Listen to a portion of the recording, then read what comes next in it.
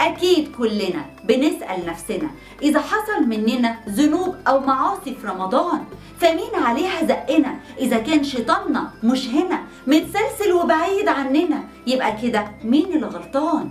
يا مساء الرضا والسعادة، أكيد كلنا عارفين إن في رمضان بتسلسل الشياطين، وفي أكتر من حديث عن الرسول عليه الصلاة والسلام اتكلم عن الموضوع ده.